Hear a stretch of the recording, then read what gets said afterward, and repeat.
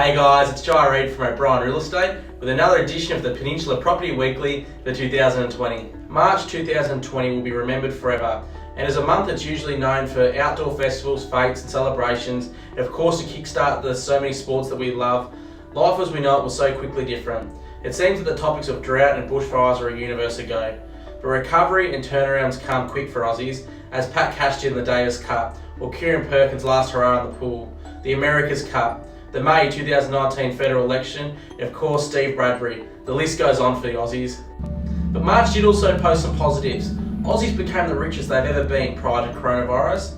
As reported by the Bureau of Statistics, household net worth per capita rose by $10,809 in the December quarter to a recent record high of $442,700. March recorded turnarounds too. Aussie stocks were down by the better part of 40% to finish 20% down for the month.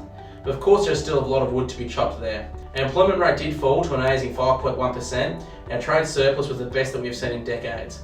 Of course the events of the coronavirus have put a stop to these trends, and we're now hearing many predictions. But let's look at the correlation to the early 1990 recession, the one we had to have.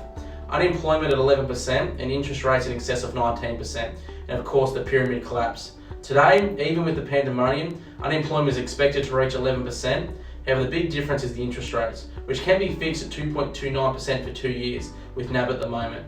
And of course, in the early 1990 recession, it was little economic or fiscal stimulus and little in terms of infrastructure projects. Now let's review the local property market. Despite the pandemic, O'Brien Real Estate and Mornington have still put 5 properties under contract in the past week, many of those being above the asking price.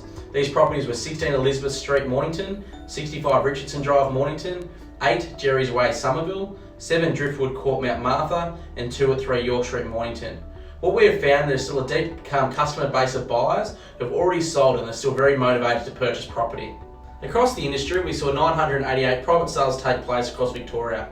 CoreLogic reported 752 auction results, which were conducted during the week, before the ban was made on live auctions. Some were done via an online auction method, but overall 441 sold either under the hammer or before auction, giving us a clearance rate that was 58.6%. The same time last year we had a clearance rate of 55%, and last week there was a 65% clearance rate. That's all for this week's Peninsula Property Weekly. I look forward to checking back in with you at the same time next week, but until then, make sure you guys stay safe in your homes. Thanks for watching.